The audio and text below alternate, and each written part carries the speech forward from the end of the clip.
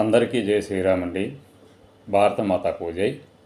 ఈరోజు ఓ మహామేధావి బైబిల్లో ఉన్నటువంటి యెహోవా గొప్పదనం గురించి మనకు చెబుదామనేసి వచ్చాడు.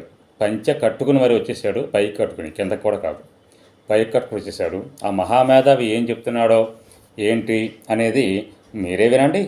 ఆదాములో నుండి పక్కటెముకను తీసి హవ్వనుగా నిర్మించి వారిద్దరిని కలిపి భార్య భర్తలు అన్నాడు.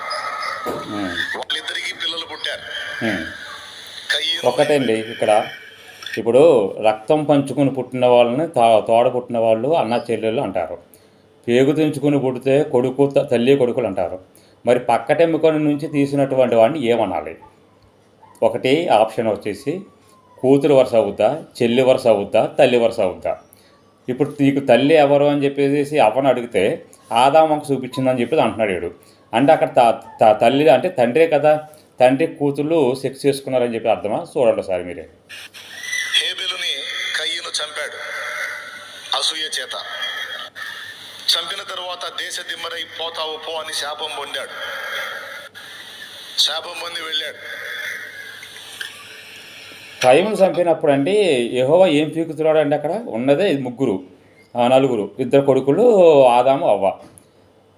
కయ్యను చంపినప్పుడు ఏబేలు కయ్యను చంపినప్పుడు యెహోవా గాడు ఏం పీకుతున్నాడో, ఎవరితో పట్టుకోవడానికి వెళ్ళాడు, ఇదో ఫైన్ అండర్లైన్ చేసుకోండి. కయ్యను కూడా వివాహం చేసుకొని పిల్లల్ని కన్నాడు. ఇప్పుడు కయ్యనుకు భార్య ఎక్కడి నుంచి వచ్చింది? ఓ అబ్బా, ఇది ఎంతమంది అడిగే ప్రశ్న. దేవునికి స్తోత్రం. నేను దీనికి కూడా దేవునికి స్తోత్రం ఎరా. నీకు ఆత్రం ఎక్కువ, ఆడికి మూత్రం ఎక్కువ. ఏదో పిచ్చి నా కొడకలరా, దీనికి స్తోత్రం ఏంట్రా సన్నాసి, ఏదో బోకు నా కొడకని. ఎక్కడి నుంచి వచ్చింది? కయ్యను నోదు దేశంలో కాపురం ఉంది. ఆదికాండం మీరు బైబిల్ బాగా చదవాలని నేను చెప్పినప్పుడల్లా అందరూ ముందు ఎగబడి చదివేది ఆదికాండం 5 అధ్యాయాలు. స్తోత్రం. ఆదికాండం 5 అధ్యాయాలు. ఈ 5 అధ్యాయాల్లో 4 అధ్యాయాల్లోనే ఈ స్టోరీ తగిలింది, కయ్యను స్టోరీ. తగిలినప్పుడు డౌట్ వచ్చింది, అసలు ఉన్నదే నలుగురు కదా, ఆ నలుగురిలో ఒకడు పోయా, ఇక ఉన్నది ఎవరు? ఆదాము, హవ్వ, కయ్యను. హేబెల్ని కయ్యనే చంపేశాడు. ఉన్న నలుగురిలో ఒకడు పోతే ముగ్గురు ఉన్నారు. మరి ముగ్గురుండి 80 నోదు దేశంలో కాపురం ఎవరితో పెట్టాడు, ఎవరిని చేసుకొని పెట్టాడు అనేది ధర్మ సందేహం. చాలా మంది అడుగుతూ ఉంటారు, కయ్యనుకు భార్య ఎక్కడి నుంచి వచ్చింది, కయ్యనుకు భార్య ఎక్కడి నుంచి వచ్చింది అని. దేవుని వాక్యం ఏం చెప్తుందంటే, ఆదాముకి కయ్యను హేబెలు అనే మగపిల్లలే కాదు, ఆడ సంతానం కూడా కలిగింది ఆదాముకి. ఇక్కడ మనం ఒక విషయం చెప్తానండి.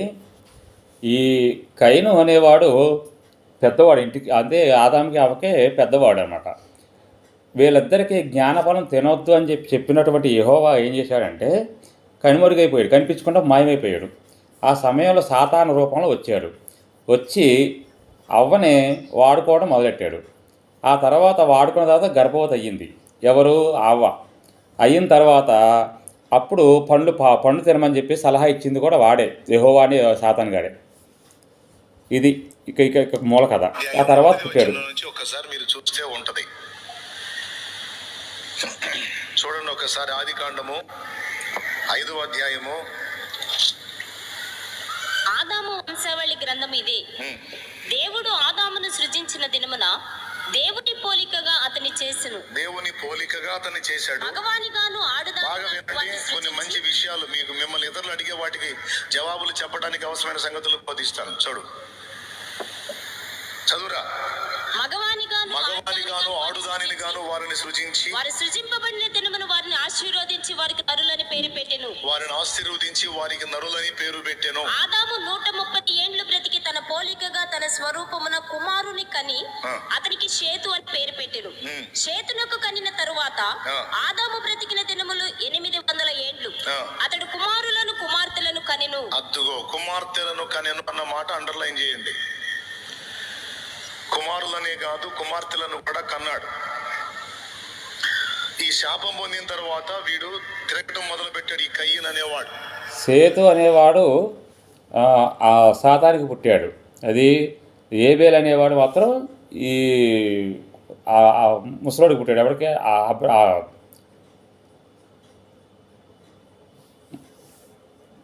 తల్లిదండ్రుల దగ్గర నుంచి వెళ్ళిపోయాడు. తమ్ముడిని చంపాడు కదా, దేవుని శాపం పొందాడు కదా, వెళ్ళిపోయాడు. వెళ్ళిపోయి కొన్ని సంవత్సరాలే తిరుగుంటాడు. తిరిగి తిరిగి తిరిగి తిరిగి మళ్ళీ వచ్చాడు ఇక్కడికి. ఎక్కడికి వచ్చాడు?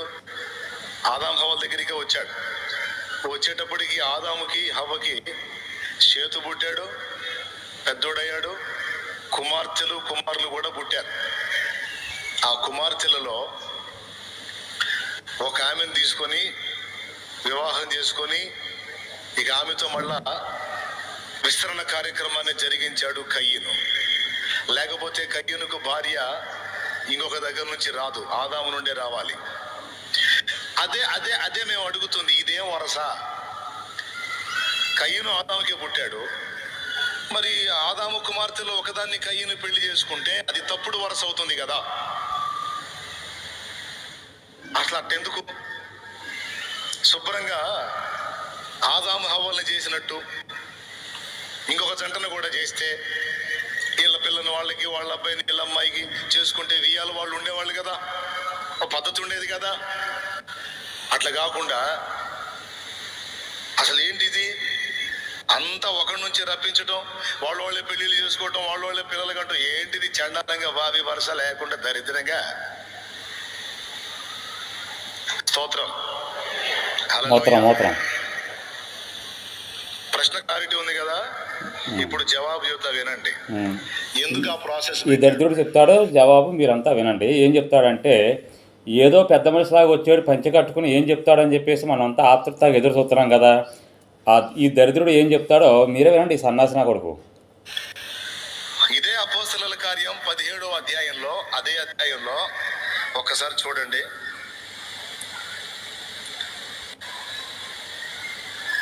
26వ వచనం చదువు తల్లి. మరియు యావత్ భూమి మీద కాపురం ఉండుటకు ఆయన ఒకని నుండి ప్రతి జాతి మనుషుని సృష్టించి అన్నాడు. దేవుని ప్రణాళికలో రెండు జతలుగా మనుషులు చేయబట్టం కాదు, అంటే వియ్యాల వారిని చేయటం కాదు దేవుని ఉద్దేశం. ఒక్కడి నుండే యావత్ మానవ జాతి మొత్తం రావాలి, ఇది అసలు సంకల్పం. స్తోత్రం. అర్థమైందా? ఇదొక జంట, ఇదొక జంట, వీళ్ళకి పిల్లలు, వీళ్ళకి పిల్లలు, వీళ్ళ పిల్లలు నీళ్ళు చేసుకోవటం, వీళ్ళ పిల్లలు నీళ్ళు చేసుకోవటానికి, వీళ్ళకి పిల్లలు, వీళ్ళ పిల్లలు నీళ్ళు చేసుకోవటం, వీళ్ళ పిల్లలు నీళ్ళు చేసుకోవటానికి నలుగురిని చెయ్యడు కూడా. చేస్తే ఏం జరిగిందో తెలుసా? వీళ్ళ అతిక్రమాలకు బలి కావటానికి 2 యేసులు కావాలి. అర్థమైందా? మనుషులు పాపం చేస్తారని తెలుసు, ఆ పాపం వల్ల అందరికీ మరణము, నరకము సంప్రాప్తం అయిద్దని తెలుసు. అలా ఒకవేళ జరిగితే ఒకని నుండి పాపం విస్తరించింది కనుక ఒకని బలిదానం. తెలివితేటలో నా కమండలం ఎరుపుక.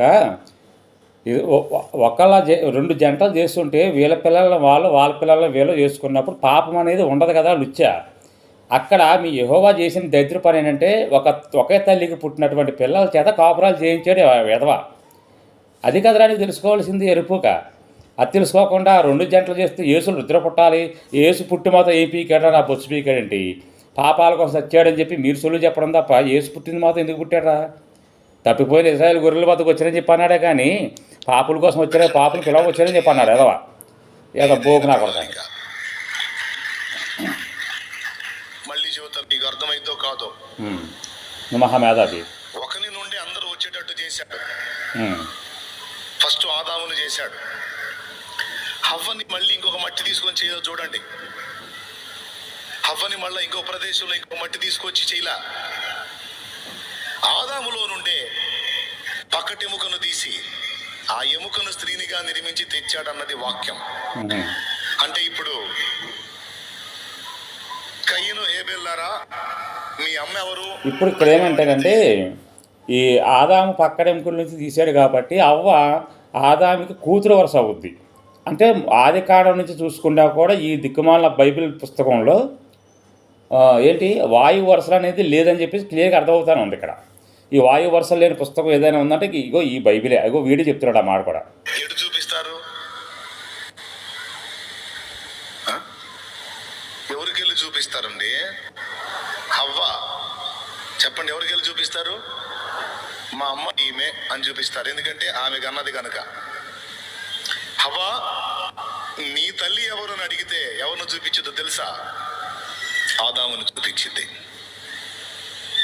ఎందుకంటే ఆయన పక్కటెముక నుంచి చేయబడింది గనక, ఇదిగో ఈయన పొట్ట నుండి తీయబడ్డానని ఆమె చెప్పుద్ది. మానవ జాతి మొత్తానికి హవ్వ తల్లి అయితే హవ్వకి ఆదాము తల్లి.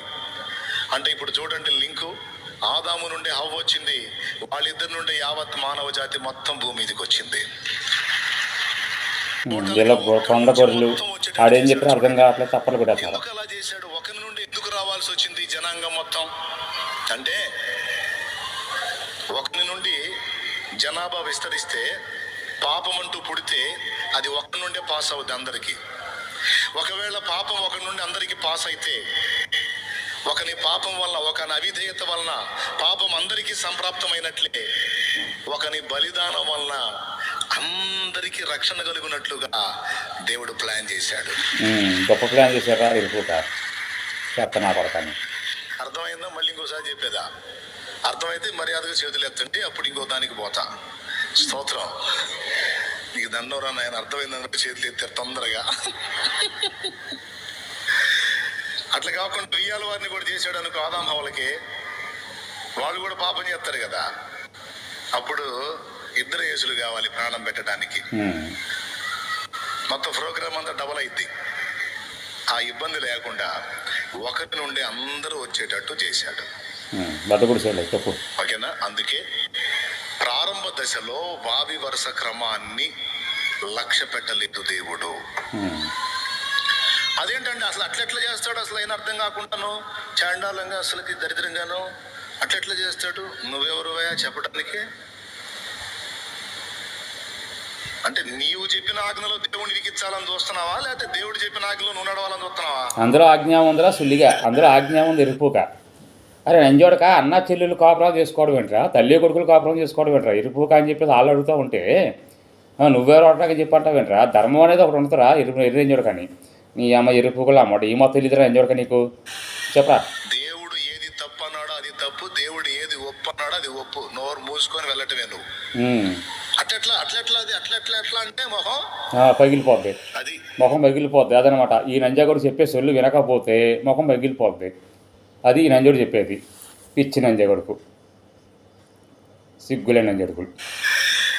అట్లా కాకుండా దెయ్యాల వారిని కూడా చేశాడు అనుకో ఆదాం హవ్వలకి, వాళ్ళు కూడా పాపం చేస్తారు కదా. అప్పుడు ఇద్దరు యేసులు కావాలి ప్రాణం పెట్టడానికి. మొత్తం ప్రోగ్రామ్ అంతా డబల్ అయింది. ఉన్న ఈ బొకరాగాడు ఏం పీకలేకపోయాడు. ఒకరి నుండి అందరూ వచ్చేటట్టు చేశాడు. ఓకేనా? అందుకే ప్రారంభ దశలో వావి వరుస క్రమాన్ని లక్ష్య పెట్టలేదు దేవుడు. అదేంటంటే అసలు అట్లెట్లా చేస్తాడు? అసలు అయిన అర్థం కాకుండాను, చాండాలంగా, అసలుకి దరిద్రంగాను అట్లెట్లా చేస్తాడు? నువ్వెవరువయా చెప్పడానికి? మరి యెహోవాగాడు చేసేసిన పనుల్లో అన్నా చెల్లెలు చేసుకోవాలన్నారు. మరి సలేం రాజుగా, ఒరే సాలేగా, నువ్వు కూడా నీ చెల్లిని చేసుకున్నావరా, నీ అక్కని చేసుకున్నావు, నీ అమ్మని చేసుకున్నారా నంజోడక? ఇలా తప్పుడు బోధలు చేస్తాను నంజోడక. నీ అమ్మని దెంగ దిక్కుమాల బైబిల్ పట్టుకొచ్చి లుచ్చానా కొడక, నీ అమ్మ బోకు నంజోడకని చెప్పరా? లవడా ఇచ్చాడు ఆజ్ఞలాడు, లవడా ఇచ్చాడు ఆజ్ఞ. దీని ఎవరు ఆజ్ఞ అనరా? ఇరుపుక. నీలాంటి ఎదవలు తప్ప ఇంకెవ్వరు అనరా? బిజినెస్ నా కొడక, బిజినెస్ చేసుకుని దశభాగాలు దింగ నంజోడు కాబట్టి నువ్వు చెప్తావురా? నీతి జాతి ఉన్న వాళ్ళు ఎవరో కూడా దీన్ని ఒప్పుకోర్రా. అరుణాచల్ కాపురం చేసుకోవడం రప్పించిన చూడకండి ఈ అమ్మంది ఇంకా. దేవుడు ఏది తప్పు అన్నాడో అది తప్పు, దేవుడు ఏది ఒప్పు అన్నాడో అది ఒప్పు. నోరు మూసుకొని వెళ్ళటమే నువ్వు. అంతే. అట్లా అంటే మొహం అది. ఇక్కడ నుంచి ఇక్కడ దాకా పర్లేదులే పో అన్నాడు, వెళ్తమే. ఇక్కడ హలో పర్లేదు కాదు, ఆగాల్సింది, ఇక్కడ లెక్కలు రూల్ ఉన్నాయి అంతే అన్నాడు అనుకో, అలాగేనయ్యా అంటమే. అంటే మోదీ మాటకి తిరుగు లేకుండా నోరు మూసుకొని ఉన్నారు. మధ్యలో మోడీ ఎందుకులేరా బాబు? మోడీ ఎందుకులే? ఎందుకంటే జనరేషన్ కోసం, జనాభా ఉత్పత్తి కోసం రానిచ్చి మోషే దగ్గరకు వచ్చేటప్పటికి ఫుల్ స్టాప్ పెట్టాడు. అర్థమైందా? అప్పటిదాకా నడవనిచ్చాడు. అబ్రహాం చేసుకుంది కూడా తండ్రి కుమార్తెనే, చెల్లినే. ఆఖరికి మోషే తల్లి తండ్రి అమ్రాము యోకేబెదులు కూడా మేనత్త అల్లుళ్ళు. అత్త అల్లుడు అటు చేసుకుంటారా? అత్త పెద్దది, అల్లుడు చిన్నోడు అనిపించదు కదా మీకు? అట్లా కాదు, ఇంకో టైపులో చేయొచ్చు. ఉదాహరణకి ఇంకో టైపులో ఇలా ఒంగోబెట్టి చేయొచ్చు, నుంచోబెట్టి చేయొచ్చు, పొడుకోబెట్టి చేయొచ్చు. ఇంకా అవకాశం లేకపోతే గోడకు నుంచోబెట్టి కూడా చేయొచ్చు. అంతేనా? అది నీకంటే మరి మా చర్చిలో కుదరదు కాబట్టి గోడలో చేయొచ్చు. ఏ టైపులో చేయొచ్చు. అంతే కదా నువ్వు చెప్పేది? తండ్రి ఉన్నాడు, ఆయనకి 2 పిల్లలు ఉన్నారు, లేకపోతే 3 కొడుకులు ఉన్నారు. ఆ పిల్లలు కూడా పిల్లలు అయ్యారు. ఒక తండ్రి ఉన్నాడు, ఆయనకి 3 కొడుకులు ఉన్నారు, వాళ్ళకు కూడా పిల్లలు పుట్టారు, మగ పిల్లలు. పుట్టినాక ఈయన భార్య చనిపోయింది, అంటే ఆ కొడుకుల తల్లి చచ్చిపోయింది. ఆయనకి భార్య, కొడుకులు, ఆ కొడుకులకు పిల్లలు ఉండగా ఈయన భార్య చచ్చిపోయింది. ఈయన మళ్ళా పెళ్లి చేసుకున్నాడు. స్తోత్రం. ఏం చేసుకున్నాడు? పెళ్లి చేసుకున్నాడు. చేసుకొని మళ్ళా కుమారులను కన్నాడు. కూతురు పుట్టింది ఆయనకి. ఎవరు పుట్టారు? కూతురు పుట్టింది. ఇది 2వ భార్యకి. మొదటి భార్య చనిపోయింది, ఆమె కొడుకులు, వాళ్ళ కొడుకులు. లిస్ట్ మర్చిపోవద్దు. స్తోత్రం. భార్య చనిపోయింది, మళ్ళీ పెళ్లి చేసుకున్నాడు, కూతుర్ని కన్నాడు. ఇప్పుడు ఈ కూతురు ముందు పుట్టిన కొడుకులకి ఏమైంది? చెల్లెలు. వాళ్ళ కొడుకులకి మేనత్త. కానీ వాళ్ళకంటే పెద్దదా చిన్నదా? పెద్దగా. అర్థమైందా? కాకపోతే నాకు సంబంధం లేదు.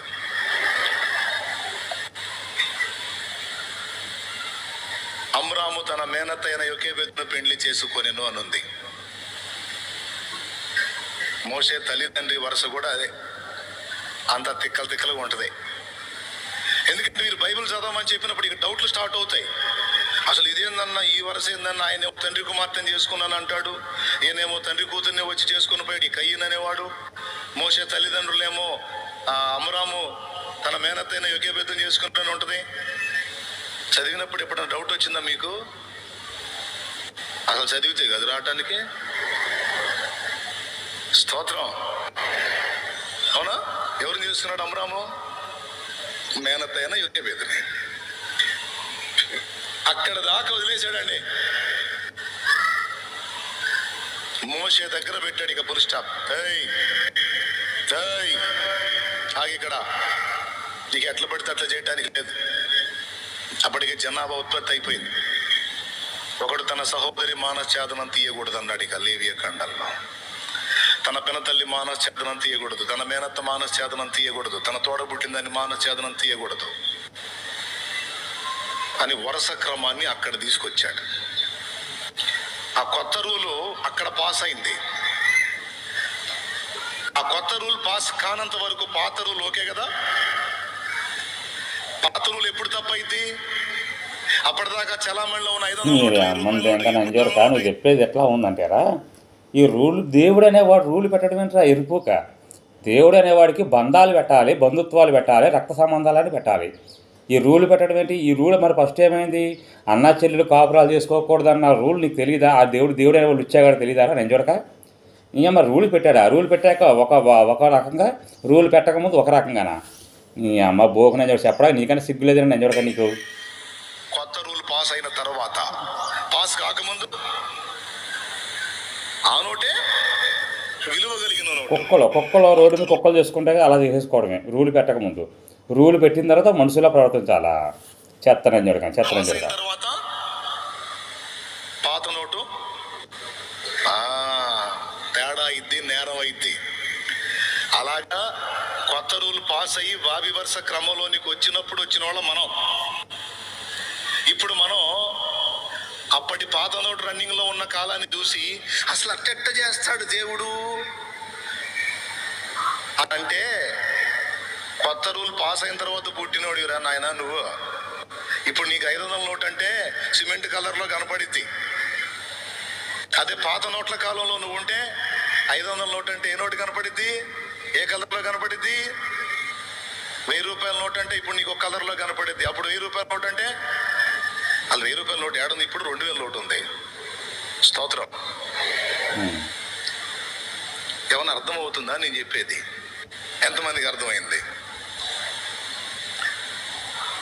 దేవుడు వావి వరుస క్రమాన్ని రూల్ పాస్ చేసిన తర్వాత పుట్టాం కాబట్టి ఇక మన కళ్ళు తెరిచిన దగ్గర నుంచి మనకు వావి వరుసలన్నీ అర్థమైనాయి.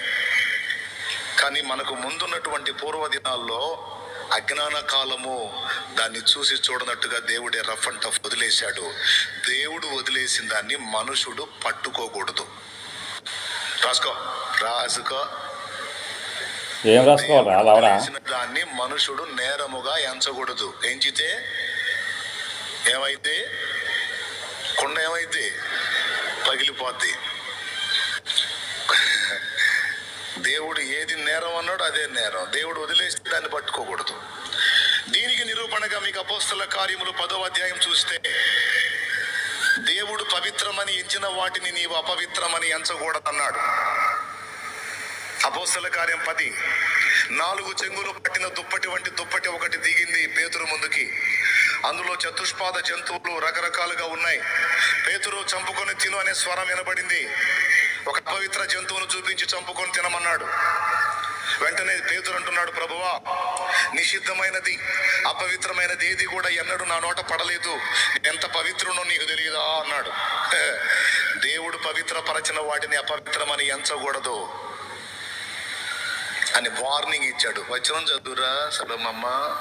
10వ అధ్యాయం 11, 14 వచ్చింది. 10, 14 గట్ట జస్ట్ రిఫరెన్స్ కోడ్ చేసుకోండి అంతే. దేవుడు పవిత్రమని ఎంచిన వాటిని అపవిత్రమని ఎంచకూడదు. అలాగే దేవుడు వదిలిపెట్టిన దాన్ని ఇప్పుడు వచ్చి అట్లెట్లా చేస్తాడయ్యా అనకూడదు. అట్లా ఎందుకు చేశాడో అడగాలి. దాని వెనుకున్న ఆంతర్యం ఏంటో అడగాలి. చెప్పా, ఫస్ట్ రీజన్ చెప్పా. ఎంతమంది వచ్చినా ఒక్కడి నుంచే రావాలి. కాబట్టి చూడండి, అందరి బ్లడ్ గ్రూప్ మిక్స్ అవుతుంది చూడండి. దొరికిపోయారా? ఇప్పుడు ఆదాము అవ్వ నుంచే మనుషులు వచ్చారు అని చెప్పేసి అనేది నీవు చెప్పేదైతే, మరి ఏ గ్రూప్ ఉంది, బి గ్రూప్ ఉంది, సి గ్రూప్ ఉంది, బి పాజిటివ్, ఏ పాజిటివ్ అని కూడా ఉన్నాయి.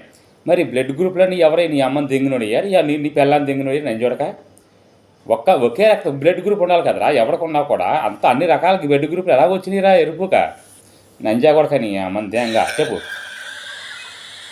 ఈ ప్రపంచంలో ప్రతి ఒక్క బ్లడ్ గ్రూప్ ఎక్కడో చోట దొరుకుతూనే ఉంటుంది. అసలు ఈ బ్లడ్ గ్రూప్ ఈ ప్రపంచంలో ఎవరికి లేదన్న ఒకటి చూపించండి. స్తోత్రం. అందరి రక్తం ఆదాము నుండి వచ్చింది. అదిగో విన్నారు కదా, ఆ రక్తంలో పాపం పాస్ అయింది. అందుకే ఇప్పుడు రక్త మార్పిడి జరిగిందనమాట.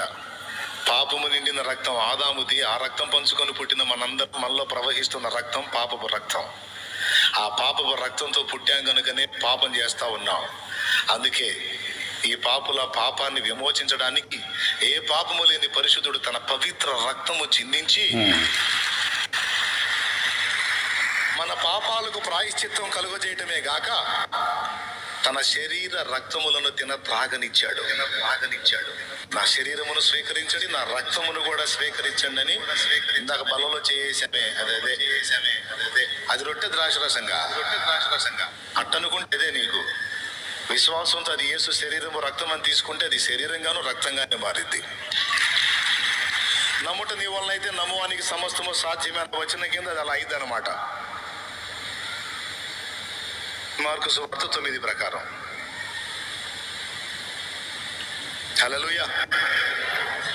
సరే ఏదో ఒక లోయ. కానీ కొంతమంది రొట్టె ద్రాక్ష ఇప్పుడు వీరు చెప్పిన లెక్క ప్రకారం మనం చూసుకున్నట్టయితే మిత్రులారా, వదిన ఉందనుకోండి, ఆ పేరేంటి యోధ అనేవాడు. యోధ పెద్ద కొడుకు ఇచ్చి పెళ్లి చేశాడు. పెద్ద కొడుకుని యెహోవా చంపేశాడు. చంపేసిన తర్వాత మళ్ళీ చిన్న కొడుకు ఇచ్చేసాడు. చిన్న కొడుకు ఆడిని కూడా చంపేశాడు యోధ, యెహోవా అనేవాడు. మరి యోధ లాస్ట్ కొడుకు ఒకడు ఉన్నాడు. ఆడి వయసుకి దీని వయసుకి చాలా తేడా ఉంటుంది. ఆడు ఎదిగేదాకా నువ్వు వెళ్ళి మీ ఊళ్ళో ఉండని చెప్పేసి అన్నాడు. అంటే అక్కడ వదిన వయసు ఎంత ఉన్నా కూడా పర్వాలేదా ఈ లెక్క ప్రకారం? అదే రకంగా చూసుకుంటే ఋతు అనేది ఉంది.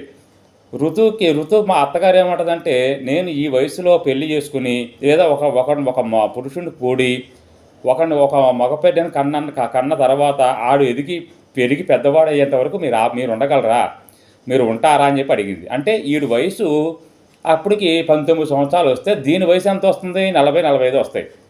పోనీ 40 వేసుకోండి, పోనీ డబల్ వేసుకోండి, 40 వేసుకోండి. ఇప్పుడు అంతే వాయు వరుసలు లేవనేది ఒక ఎత్తు అయితే, వయసు సంబంధం లేదనేది ఇంకొక ఎత్తు అయిపోయింది ఇక్కడ. ఇప్పుడు అబ్రహాం ఉన్నాడండి, అబ్రహాము సారాని పెళ్లి చేసుకున్నాడు. పోనీ అబ్రహాం దగ్గరికి వచ్చినప్పుడు ఇది చెల్లెలు చేసుకున్నాడు కాబట్టి అప్పుడు ఇంకా ఇలా బొకడా యెహోవా గాడు రూల్స్ పాస్ చేయలేదని చెప్పి అంటున్నాడు. మరి రూల్స్ పాస్ చేయకపోతే మరి మన పేరేంటి దావీదు అనేవాడు, దావీదు కొడుకున్నాడు. మరి దావీదు కొడుకుల చేత దావీదు పిల్లల్ని ఎలా రేపులు చేయించాడు? తల్లులే కదా మరి వాళ్ళు. లోతు ఉన్నారు, లోతు కూతుళ్ళ చేత ఎలా చేయించుకున్నారు? అంటే లోతు కూతుళ్ళు చేస్తే తప్పు కాదా? లోతు నీతిమంతుడు అని చెప్పేసి అంటారు. మరి లోతు వల్ల కూతురికి పిల్లలు పుట్టలేదా? మరి దాన్ని ఏమంటారు? వాయు వరుస లేని సంబంధాలు కాదా అవి? ఈ దిక్కుమాల ఎంజాయ్ చెప్పే సోదంతా కూడా మనం ఇప్పుడు నమ్మేసి మతాలు మారిపోవాలా? చెప్పండి, మీరే చెప్పండి. ఇంత దిక్కుమాల పుస్తకాన్ని పట్టుకొచ్చి దేని తప్పు లేదు అన్నట్టుగా ఇలా చూపించడానికి మ్యాక్సిమం ప్రయత్నం చేస్తున్నారు తప్ప ఈ బైబిల్లో ఉన్నదంతా కూడా చెత్త చెదారం అన్న విషయం వాళ్ళకు కూడా తెలుసు. దాన్ని కవర్ చేసుకోవడం ఇవన్నీ కూడా దీన్ని కవర్ చేసుకోవడానికి ఎంతగానో దిగుతున్నారు వాళ్ళు చెత్త ఎదవలు. అది కాబట్టి మిత్రులారా, ఈ బైబిల్ అనేది ఒక చెత్త, ఒక రోత, ఒక దరిద్రం.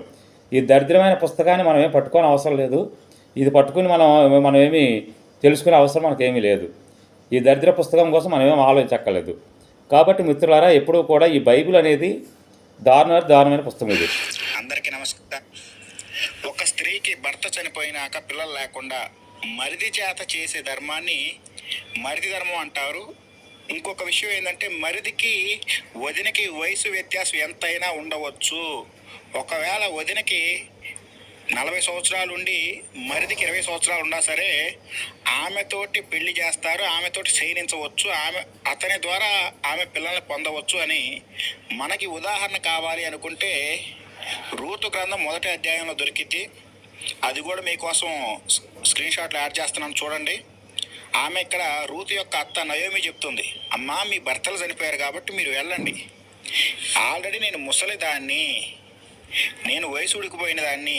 ఒకవేళ నాకు ఇప్పుడు కుమారులు కావాలి మీకోసమని ఈ రేత్రి ఎవరితో అన్నా కలిసినా, ఒకవేళ పిల్లలు పుడితే వారు పెరిగి పెద్ద అయ్యే వరకు మీరు ఉంటారా? అంటే ఇప్పుడు నాకు పుట్టే పిల్లలు పెరిగి పెద్ద ఈడుకు వచ్చేదాకా మీరు వాళ్ళ కోసం కాసుకొని ఉంటారా అని ఏమో చెబుతుంది. దీన్ని బట్టి అర్థం చేసుకోవచ్చు మరిదికి వదినకి ఎంత వయసు తేడా ఇబ్బంది ఉండదు అని బైబిల్ క్లారిటీ చేసేసింది.